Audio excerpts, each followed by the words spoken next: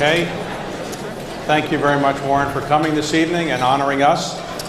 And I don't think you need much of an introduction, but I just will say that I think it's fair to say that you are the most respected investor in the world, and I think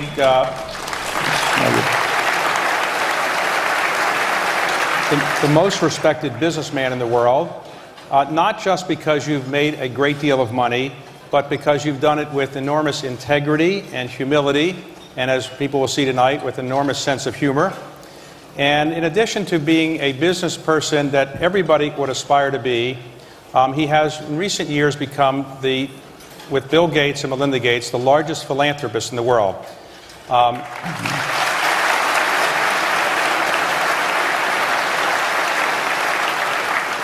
I think his net worth might be in excess, a little bit higher than mine, I'd say, about $50 billion more or less, and he's committed to give 99% of that away, and he's in the process of doing so. So thank you on behalf of the country and everybody else for doing that.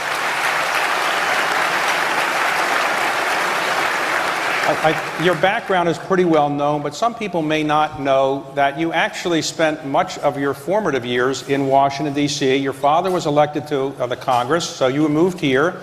You went to Alice Deal Junior High School, got a lot of C's and D's, as I understand. And then you went to Woodrow Wilson High School, finished 16th in your class, but you were... Class of 17, we might add. Right. Well, you were working, you were delivering papers in the morning and delivering papers in the evening and so forth. And my question really to begin is that many people who grow up in Washington love living here and they want to stay here, so they hope to aspire to be the head of a lobbying firm someday or the head of a congressional staff or something. Do you ever have any regrets that you might have been able to make something of yourself had you stayed here? Well, I'm still young, David. I may come back. Okay. I went out to Alice Deal today. First time I'd been there in 65 years, and I met the principal. I went to Wilson also today, but at Alice Deal I tried to get my record expunged, but I had no luck. Well, you told me earlier today that you lived in Spring Valley. Yeah, I lived at 49th Street between Van Ness and Fordham Road, yeah. And so today, with a camera crew, you knocked on the door of the person who was living in your house. What did that person say? Well, we had a good time. I mean, the house seemed to have shrunk, but she was very a wonderful woman. She's lived in the house for 30-plus years, and we got along very well. And then we retraced my paper out. So when you were growing up in Washington, you were already a business person. Well, I thought so. I didn't get a lot of public recognition as such, but so you were making money, and as I understand it, you filed your first tax return when you were 14 years old. Yeah, it was for the year when I was 13, and 13. I filed it when I was 14. Yeah. Okay. And did you think the tax rates were too high then, or not? It hurt more in those days. I did deduct my bicycle and my watch as business expenses, and only because the statute of limitations is applied. I took them entirely. Apparently, I never used my bicycle for pleasure or my watch. I never looked at my watch except when I was delivering papers. So after you graduated from Woodrow Wilson, you then went to actually the University of Pennsylvania. Correct. For a year and a half, and then you transferred back to the University of Nebraska. Why did you leave Penn? That was a great business school. Why did you leave? Yeah, I felt I wanted to quit after 1 year, to give you the honest answer on it. My father talked me, he kind of talked me into going to college in the first place, and then he talked me into going a second year, but he said if I went a second year, then I could drop out. And so then I went back to Nebraska. That way I got out of college in 3 years, and so it sped things up. And I plan to live in Nebraska. So when you graduated from the University of Nebraska, you applied to Harvard Business School and were rejected. That's true. Has Harvard ever announced that they've regretted that decision? Well, I understand the development officer is kind of unhappy.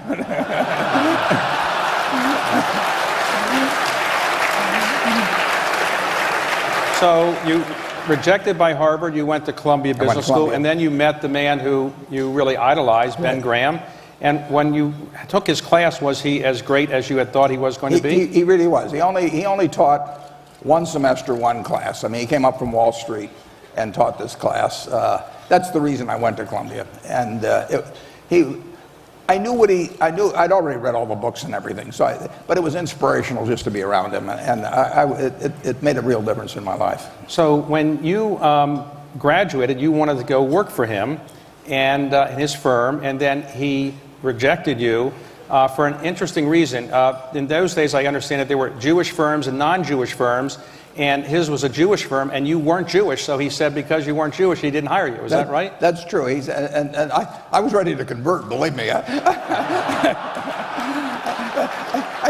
think they might have felt it was a little phony at the time. So but it was true that there were very few firms in Wall Street that would hire Jews at that time. And Ben only employed 5 or 6 people. But he told me to the extent that they were able to employ 5 or 6 people, he really felt that the Jews could not get into most jobs in Wall Street, and that they were going to employ only Jews. Well, his name was Ben Graham, but actually his real name was Ben Grossbaum. Well, his parents, I think they changed their name. Yeah, my son is named Howard Graham Buffett, named after Ben, and he's very glad that Ben's father changed his name. So you moved back for a while to Nebraska, but then he ultimately changed his mind and you went to work for Ben Graham. I kept pestering him. Yeah, I made a real pest of myself. And in those years, what did you aspire to do? Did you aspire to become a very wealthy person? Would you want to be buying stocks? Would you want to buy companies? What was your aspiration in those early days? I loved just analyzing securities. I just spent hours and hours and hours. I kept turning the pages of Moody's, which instead of going, you had no internet then or anything else, so you had 2 sources of information, Moody's and Standard & Poor's, and we happened to have these sets of Moody's. They were in aggregate, probably about 8,000 pages, about 5 different manuals, and I went through those page by page. And, well, it must have been exciting. Yeah, it's a little strange. I mean, I actually went to Amazon a few years ago, and I found an old 1951 Moody's. Now, everybody else is going there for Playboy magazine, but I'm ordering the old Moody's. You've got a strange guy here. Well, when you were working in New York, you were attracted to one of the companies that Ben Graham was involved with, which was Geico. Absolutely. As I understand, you came down and knocked on the door of Geico, and you just started talking with them? Yeah, it was really a lucky day. I was at the Columbia University Library, and I looked up Ben in Who's Who in America, and it had a whole bunch of things, but it said Chairman, Government Employees Insurance Company. So I asked the librarian, how can I learn more about this? I'd never taken any courses in insurance. And he said, well, there's this big BEST manual. If you read that, you can find out about the company. And there was 1 page on government employees insurance. So that Saturday, I got on the first train, and I came down to Washington, and I went to the headquarters of what was then called Government Employees Insurance. And to my total surprise, the place was locked. I mean, people didn't work, and people in Omaha worked on Saturday. People in Washington didn't seem to work on Saturday. So I kept pounding on the door, and finally a janitor came. And I said to the janitor, I said, is there anybody here I can talk to except you? Now, he didn't seem to get offended at that particular introduction. So he said, there's a fellow up on the I think, 6th floor, and he's the only one here. And he was a man named Lorimer Davidson, and Lorimer Davidson changed my life in a big way. He was a wonderful, wonderful man. And he talked with me for maybe 4 hours on a Saturday and gave me an education like I'd never gotten in school. And so you liked it so much, you eventually bought the whole company, right? It's one of those things, yeah. It took a few years. So when you were starting your investment partnership, I think you started around 1956 with a partnership. That's correct. Right? And as I understand it, if somebody had put $10,000 in 1956, and it stayed with you and kept stock that they could have gotten when you liquidated some of the partnerships, that $10,000 would be worth roughly $500 million today? That's about right. Wow. Yeah. So those people are very grateful to you who did that, right? No, I was grateful to them, though. I mean, they were betting on a 25-year-old, who looked about 20 and acted about 12. And so and actually they were mostly relatives. I mean, it's my father-in-law and sister and her husband, my aunt. So your investment partnership you started buying companies and buying stocks. And one of the companies you bought was Berkshire Hathaway. And though your company is now very famous, it's named Berkshire Hathaway, that was not one of your best investments, was it? It was really dumb, yeah. I mean, it was what I used to call Graham's approach on buying very cheap stocks that weren't very good companies, cigar butts, because it would be like walking down the street and finding a cigar butt. There was 1 puff left in. And it didn't cost anything, and it was kind of disgusting, but it didn't cost anything. But I thought Berkshire Hathaway was that kind of a company, and it wasn't much of a puff either. Well, so, you know, your company is named Berkshire Hathaway. You've sold that company many years ago. Did you ever think of changing the name? No. I don't do much of that. Okay. So when you started, originally you were buying stocks, you picked stocks, but then you started buying whole companies. Was that a different skill set? And how did you learn to buy and operate these companies? Well, when I buy 100 shares of XYZ company, I look at it as buying the whole company. And so I've always looked at buying stocks as buying businesses. So it really wasn't a different situation. Now, I couldn't resell it, and I couldn't, if I owned the stock, I couldn't change managements, which I could if I owned the whole company. But it was basically the same approach. I'm a better investor because I'm a business person, and I'm a better business person because I'm an investor. They cross over. Well, today, Berkshire Hathaway has how many different companies that are part of the Got about 75, but some of those own more companies. So you have 75 companies. You have about 270,000 employees. 270,000 employees. How do you manage all that? You have a very small office. How many people do you have in your office managing all this? Well, we're now up to 24. Well, we're on one floor. We're never going to leave one floor. I tell them they can hire all the people they want, but we're not going to leave one floor. So if they want people sitting on their lap, go to it, you know. So you sit in your office during the day looking at new ideas for companies? Is that how you spend your time? I like to read a lot. So I read newspapers, and I read all kinds of financial information, and basically I'm looking for one good idea a year.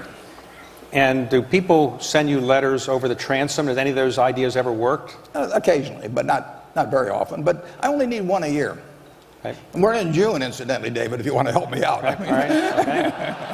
Well, we have a couple companies we'd like to sell to you, but you don't pay high prices. But so in your office, do you have a computer in your office that you use? Not in my office, but other people in the office have them. Okay.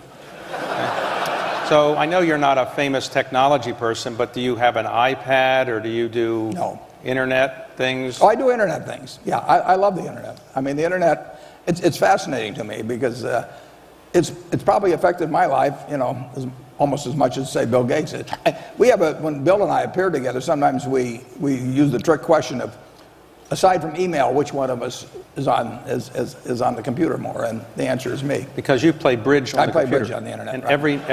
every night you spend... Yeah, a couple hours a night. And after all these years of doing it, are you a champion? No, I'm not even close. I just have a good time it's the most interesting game I've found. And do people know that they're playing with you over the internet? I use the name T-Bone, and it's gotten around that I am T-Bone. Yeah, I used to put my age as 103, so when I did something dumb, people would say, for a guy 103, he's not bad. But so you met over the years Bill Gates. How did you first meet Bill? How did you first meet him? I met him on July 5th, 1991. Meg Greenfield, who some of the people here probably knew, had a house out in Bainbridge Island out right there in Seattle, and she'd called me in the late 80s, and she said, Warren, I love Seattle. Do I have enough money to buy a second place? And I said, Meg, anybody that calls me an ass does have enough. It's the ones that don't call. So she bought this house, and she wanted to show it to me then in 1991. So actually, Kay Graham, Raleigh Evans, maybe one or two others went out there and visited Meg, and then Meg knew the senior Gateses, so she called up Bill Sr. and Mary Gates and said, I've got this crew out here, and could we drop down? And Mary said, fine. And then Mary called up Bill and said, Warren Buffett's coming down, and would you like to come down? He said, hell no. What do I have in common with that guy? You know, he doesn't understand technology. You know, he's hopeless. And Mary was very determined, and she said, you know, you're going to come, Bill. And so they negotiated a while, and finally they got down to where he said he'd come down for, I don't know, an hour and 27 minutes or some other thing. And he came down, and we hit it off, and we were still talking 10 hours later, and we became good friends. But he never convinced you to buy Microsoft stock or buy technology companies? He didn't try to. He tried to get me to use a computer. Did that work? Eventually. When I learned I could play bridge on it, I got interested. I still don't understand what happens with it, though. I thought he originally said, get the most beautiful woman working at Microsoft and come and install That's the what he computer. did, but he was engaged to her, so Melinda, so it didn't work. So as you got to know Bill better, did he influence your views on how to make investments, or influence your views on philanthropy? I wouldn't say too much. We have a group of maybe 50 people that started getting together in 1968. We meet every other year. Don Graham was here tonight as the Buffett group. Yeah, and at those meetings we would talk about various subjects, and philanthropy was an important subject. So I think it was maybe in 1993 or something like that. We had a meeting. I think it was in Ireland at that time, and I actually brought along the Gospel of Wealth for everybody to read. We discussed it then. But so our thinking sort of evolved together in a way. But have you ever regretted not getting involved in giving away money earlier in your life, or you've done it? No, my wife regretted that. She thought I should. She liked the idea of giving away. We both agreed on giving away all the money. I mean, once we had everything we wanted, and we've had everything we wanted. I mean, the surplus wealth I have has no utility to me. It has all kinds of utility to the rest of the world if used properly. Right. So we agreed on that early. She would have liked the idea of giving away more of it earlier, and I felt that I was going to be a better compounding machine than most places, and that there would be a whole lot more to give away later on. So I told her, I'll pile it up and you unpile it. You know. Okay. All right.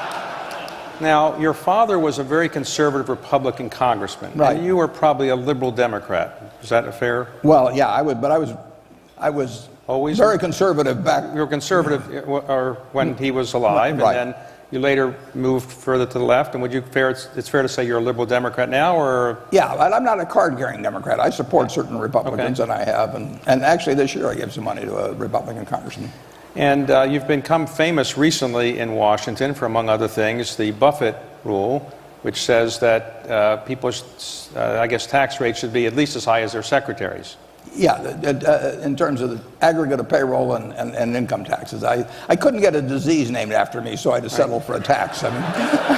And have any of your friends suggested that you compensate your secretary in capital gains kind of things so she could pay a lower rate? She's been suggesting that lately, yeah, right. yeah, she's always on the phone with some tax advisor now. Now, the interesting thing is people have speculated about how much money she made, but the tax rate actually above $106,000 for most people goes down if you take the aggregate of payroll and income taxes, because the payroll tax is the most regressive of all and quits at that point. And so actually between, say, 106 and 200, in most cases, the rate would go down. Well, your financial acumen is pretty well known. So we now have in our country $15.5 trillion of debt in our federal government, and $1 trillion a year or so adding up. What would you do if you were able to wave a wand and try to fix our debt problem or deficit problem? Well, I think I would do what everybody in this room could do. I mean, if you ask everybody here how much the federal government should be raising annually or in aggregate over the next 10 years, the answers would come in somewhere between 18.5% and 19.5%, which is close to what's been the situation since World War II. If you ask them how much the government should be spending, they'd probably come in at 21%. Someone would come in at 20.5 or 21.5. And incidentally, you can have a 2 percentage point deficit relative to GDP, and the debt to GDP will not grow. I mean, in fact, it probably will shrink just a touch. So you can have a couple percent deficits on average. And I would take the plan that 90% of the people here would come up with to get to that 19% of revenue or to get to 21%. It can be Simpson Bowles, it can be a bunch of different things. And no one's going to agree 100% on every point. But I think we do agree on the fact that we probably should be raising 18.5% to 19%, and we should be spending 21 or thereabouts. And that means, it means getting more from taxes, and it means cutting expenditures. And the problem is that the Democrats don't want to talk about what expenditures they would cut, and the Republicans don't want to talk about increasing revenues. So would you be in favor of increasing the capital gains tax, or no? Yeah, I would be in favor of that. But we could come to, we're raising, we'll say, 2.4, 2.5 trillion now. We have to raise, probably $300 or $400 billion more than that. And that can be done. I mean, we've done it straight through. I mean, and I've operated under all kinds of tax rates, including 39.6% on capital gains. And the country has grown under all these circumstances. Our country works.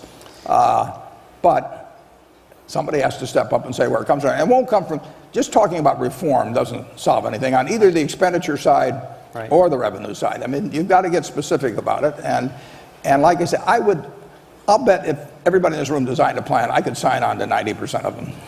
And today, the economy in the United States is thought to be growing about 2.5% a year. Do you agree with that? Do you think there's any chance of a recession in the near term? I think it's very low unless events in Europe develop in some way that spill over here big time. But incidentally, if the economy grows 2% a year and population grows 1% a year, that means each generation is living 20% better than the generation before, and it means in a century, people are living 3 times as well as they lived at the start of the century. So, I mean, our rates of gain in the way people live have been dramatic. In my lifetime, I was born in 1930, there's 6 times the real GDP per capita as when I was born. 6 times in one person's lifetime. We have a system that works. I mean, and it'll keep working. You know, it may not work at 6 times for the next 80 years, but it'll work. It'll be 2.5 times or 3 times. Now, are you worried about the euro going away? Do you think Europe would allow the euro to go away, or? That's the big question. I mean, Lincoln said that, a house divided cannot stand, and half slave, half free wouldn't work. And we've got a system where they're half in and half out. I mean, they're in on a common currency, and they're not in on common fiscal policy or common culture or common labor practices. And that house will fall, but that doesn't mean it has to. And it means that they have to reconcile some of these things. It can't be half slave, half free. Now, you invest most of your money, I guess, in the United States. Yeah. Have you increasingly been investing outside, particularly in the emerging markets, or you're not as comfortable investing in the emerging markets? I'm comfortable in any place I understand the business well, and to some extent the rules that they operate in, and where I've got the right management. And so we will buy a business, in any one of 40 countries tomorrow if it's the right kind of business. But most businesses I hear about are in the United States. They think of Berkshire here. We're on the radar screen here to a greater extent than around the world. So I understand that somebody from Israel sent you a letter over the transom, a 1.5-page letter, and you ultimately bought that company that person was talking about for $4+ billion? We bought 80% of it for $4 billion, and he wanted me to go see it. He told me what a wonderful plan he had and everything, and I said, I'm not going to go see. I don't go to Iowa, as far as that's concerned. and he said, no. He said, you've never seen a plant like this. And I said, Eitan, I said, I love your business. I love you. I'll give you $4 billion, but I'm not going to go to, I got to start crossing oceans or anything crazy like that. So he said, well, if you buy the business, will you come? And I said, yes. So we bought the business. And then I went to Israel, and it was everything he said. And he was very pleased. And I said, yes. I said, if I'd seen this thing, I'd have paid you more money. So. That's why I don't go visit businesses. So what about China? Do you invest much there? You go to China very much? We've had 2 big investments. I was sitting in 2002 or 2003 reading the report of PetroChina. And fortunately, it was in English. And I put about $500 million into PetroChina. The government of China owned about 90% of it.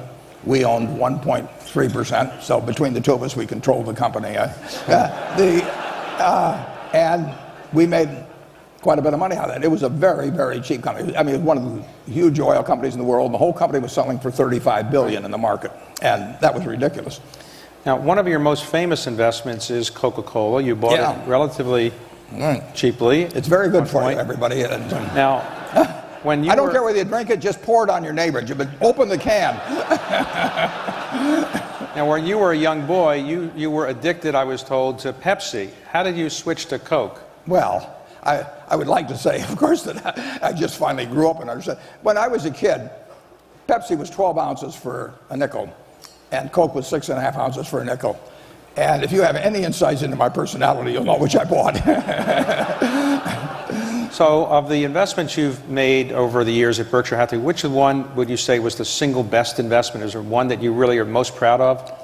Well, the one I'm probably the most emotionally attached to is Geico because of a bunch of reasons, but it goes back to a day in January of 1951, a Saturday. And what Lorimer Davidson did for me changed my life, and he didn't have to do it. I mean, I walked in there as some 20-year-old kid on a Saturday, and he spent 4 hours educating me, and then he became a friend for life. And then subsequent people are Jack Byrne and Tony Nicely, who's here tonight. I mean, it's just been a wonderful association, whether we made any money or not. But we've done pretty well on the investment too. But beyond that, it has a special meaning to me. Are there investments that you really wish you had never done? What's your worst investment? I made a lot of terrible deals, and the worst. It's hard to. Probably the worst deal will be one I make in the future. But the current title, I bought a company, and incidentally, I did it. I mean, we do not have PowerPoints around or people explaining this stuff to me. I just go out and do them. And we bought a company called Dexter Shoe. George Mitchell's here tonight. He knows the company, and we paid $400 million for it, which went to zero. But we paid $400 million in stock, and the stock we gave up is probably worth maybe $3 or $4 billion today. So whenever Berkshire goes down, I feel better about that deal. Wow. I mean, What about the deals you passed on? You famously passed on Intel when it was getting started, I thought, and other. Yeah, I knew Bob Noyce pretty well, and we bought it. We bought the converts when they were private, just because of Bob. We bought them at Grinnell College, and the endowment of Grinnell College went from $8 million to $1 billion in about 12 or 14 years. So, and Intel was a help on that. But in the end, I don't worry about things I don't understand. I mean, I think it was Tom Watson Sr. said, "I'm no genius, but I'm smart in spots, and I stay around those spots." Right. And there's a lot to that. And knowing your circle of competence is where that perimeter is, right, is enormously important. And the fact that there's all kinds of things I can't do, and there's plenty of companies I can't analyze, but I don't have to worry about that. Of all the companies you bought, maybe the one that brought you the most trouble was Salomon. When you bought it, at one point it was almost, in effect, put into bankruptcy, and you had to go and run the company. Was that the most difficult experience you had at Berkshire Hathaway? I would say that probably was, yeah. I was there as CEO for 9 months and 4 days, and it was 20 years ago, and I think I remember every day of it.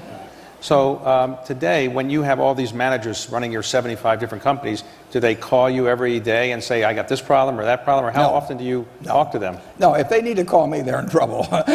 We buy businesses where the managers come with them, and there are some managers that I don't talk to once a year, and there's one I talk to almost every day. After the one that I talk to almost every day, I would say the highest frequency would be maybe once a week. But they always call me. I don't call them. Now, when you want to make an investment, you have a board of directors. Do you ever ask them? I've heard that you will buy a railroad for 20-some billion and not tell your board of directors. I told a few of them. A few of them, okay. That was an exception. That I told them, not that part of why we're able to make deals is because we can act fast. They know we have the money. They know we'll do the deal. We closed on October 6th, 2008 on a $6.5 billion investment in Wrigley in conjunction with Mars. And they knew we would have the $6.5 billion and that we would close on that day. People weren't closing on anything. And so it's a real advantage to be able to pull the trigger. And if we have to go through lots of presentations and everything, I mean, I've been on 19 corporate boards, and every deal works on the PowerPoint. So it's a show and tell type thing, and I don't really participate in it. So recently it came out in court discussion that in the insider trading thing that's going on relating to an investment you had made in Goldman. Right. It came out that you had set the deal, and you told the investment banker, "This is the deal," and they had to get back to you, but you said, "Don't call for a few hours because you're going to Dairy Queen with your grandchildren." Is that right? That's true. You didn't want to be disturbed on a deal? Well, I knew what I would do, and I told them what I would do, and if they wanted to do it, fine. If they didn't want to do it, fine. I mean, we don't really negotiate at Berkshire. It's just I don't have enough time, to spend the rest of my life, negotiating with people. So I tell them what I'll do, and if it works, fine. If it doesn't work, fine. Now, famously, people wonder who will be your successor, and I wonder if tonight you wanted to give us any insights into that.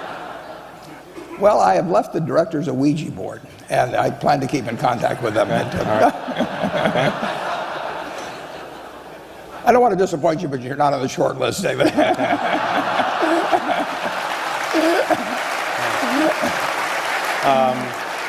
Can I be on the long list? So we're in perfect shape for it, though. I will say that we've got successors that are, in most ways are better than I am. but you expect that Berkshire will be around for 20, 30, 40 years as a big... It's built to be forever. It has a special culture. It has directors who are committed to that. It has managers. We have an organization that would reject anybody that tried to tamper with that culture. And I think it is special, and it can stay special. So today, having achieved all that you have achieved, you've got the admiration of virtually everybody in the world for what you've done. What kind of motivates you to keep going? What are your aspirations over the next 5 years or so? I'm having the time of my life. I mean, I get to do every day exactly what I like to do with people who I love and who seem to like me pretty well. And it doesn't get any better than that. I tell the students that come to see me, and I have 48 universities come out every year, I tell the students, take the job you would take if you didn't need a job. And I've got the job that I don't need a job, and I've got that job. Now, you're giving away 99% of your wealth. You have 3 children, 7 grandchildren, and 9 great-grandchildren. That's it. And do any of them ever say, maybe you could leave some of that to me, or they've never... Well, I'm leaving some of it to them. And one of the things I do is that I don't write a will very often, but when I write a will, I give it to my children first before I sign it. They all read it. They're the executors. Right. And I want 2 things. I want them to understand exactly what's in it, and secondly, I want them to agree with it. I mean, and if they don't, I want them to talk it out now, and we'll figure out what makes sense. And so every, I don't know, 5 or 6 years or 7 years, whenever I do this, they read it, and sometimes there is something that they don't understand in terms of exactly what their duties might be or something of the sort. And then in terms of equating, I've got one son that likes a farm, I've got a farm that I've got another daughter that likes the particular house, and I've got these various ways of equating that in percentages and all of that. And in the end, I think they feel very, very lucky in life. So the average person who doesn't have your investment skills and they want to not lose their money, would you recommend that they play the stock market, they buy mutual funds? What do you recommend to the average investor? Well, playing the stock market, playing is not a word I would choose. I would recommend that they put a similar sum, and maybe they'd be earning more as they went along, but save something every month and basically put it in an index fund. Right. They are not in a position to make judgments on stocks themselves. They're not in the game any more than I'm, Right. I can prescribe in medicine or something of the sort. They will get a good result. The American economy has done wonderfully. I mean, if you take the 20th century, the Dow started at 66 and it ended at 11,400. Right. Now think of that. How could anybody get a bad result in investing starting at 66 and 11,400? But a lot of people do because they jump in at the wrong time, or they Right. think they know this stock versus that stock. But the average person should just consistently buy equities, which to me are by far the most attractive investment choice around, and put it in, and if they do that for 20 or 30 years, they'll do very well. But you don't subscribe to the efficient market theory that says that basically you can't beat the stock market? You subscribe to that theory that you can't, or you... Well, if I'd subscribe to that theory, Right. I'd still be delivering papers. Right. Yeah. Right. No, I don't think there's any question that certain people who evaluate stocks as businesses can make intelligent decisions about businesses, which will enable them to do very well in the securities market. But I don't think somebody that is listening, to a TV channel tell them what to do, or somebody jumping around with histrionics, or even some salesperson who's getting paid more money for selling them something and getting them to change tomorrow is the key to it. Now, you gave away, or committed to give away, the bulk of your money to a foundation set up by other people. Why did you choose not to just have the money go to a foundation named after you that presumably you would control? And how did that idea come about? Well, originally I'd actually planned, I thought my first wife would outlive me and that she would give away the money, so it would have gone to a foundation that she ran. But the idea was to get the money spent. And you say it's run by other people, but if you set up the Ford Foundation or you set up the Carnegie Foundation, they're being run by other people. It's just that the Carnegie didn't know who they would be, or Henry Ford didn't know who they'd be. So they are going to be run by other people if they extend beyond your lifetime. And I picked people that I had enormous confidence in the fact that they had a similar judgment about where money should go, and where I thought they would do a first-class job of administering it. And then, I mean, in the case of the Gates Foundation, I get people that are putting up their own money big time, who are very able people, who are working full-time at it themselves, who aren't charging me anything.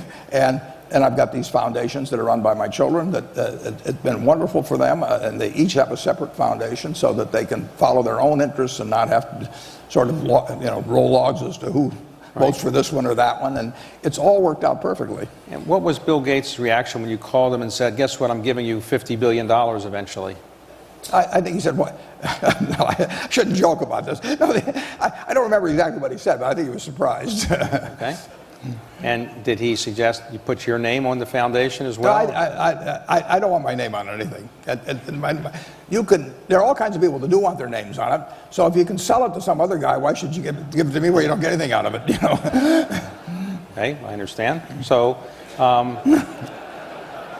as you go forward now, are there certain things that you would like to accomplish beyond what you've accomplished? Are there certain social problems you'd like to see being solved, or economic problems, or is your goal mostly to keep your company doing well and give away the money? Well, in terms of personally, sure. I want Berkshire.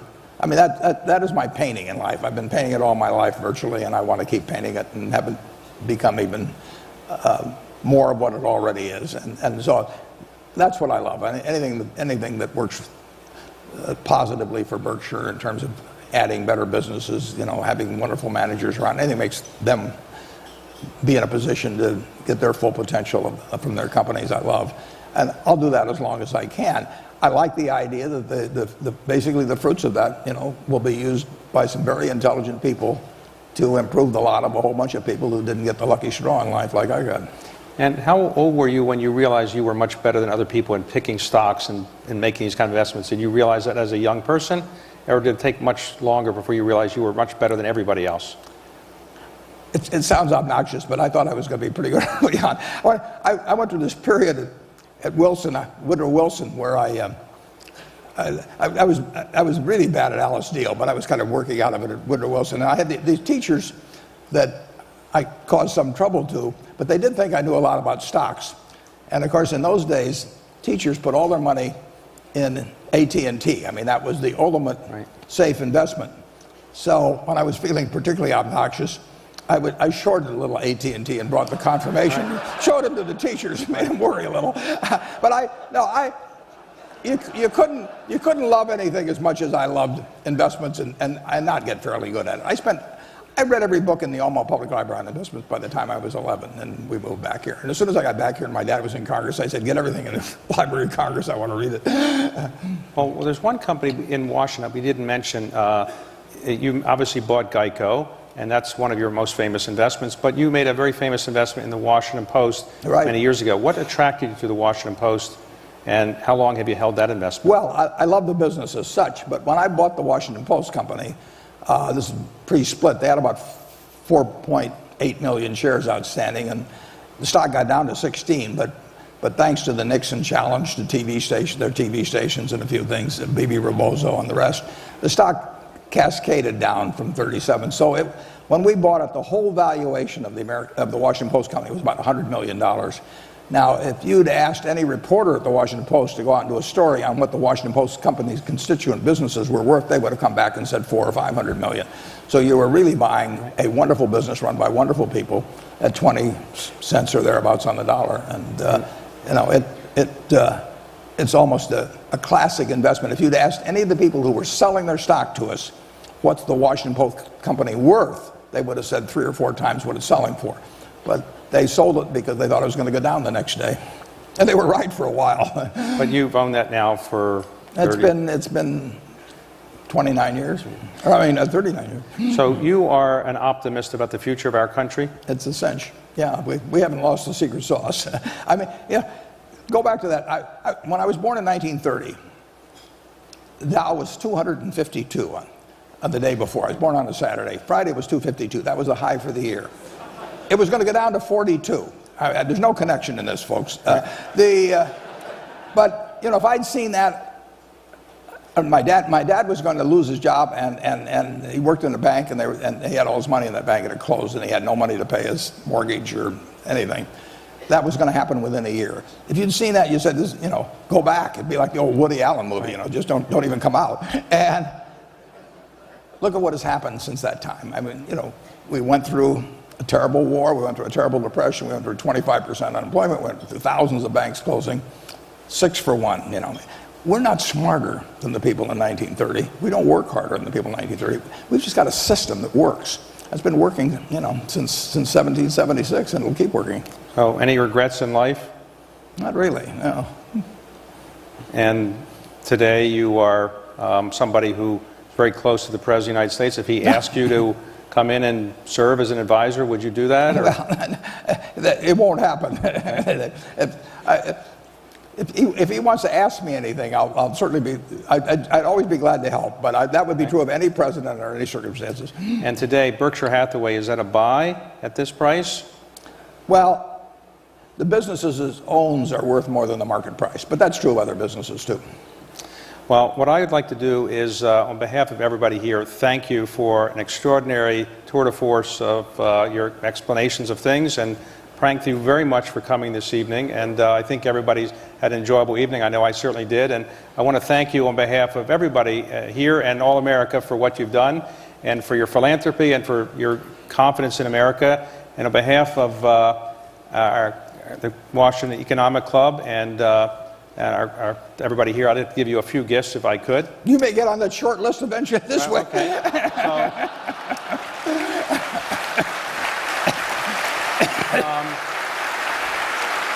This is a Woodrow Wilson high school jacket we've had made up for you. Go Tigers!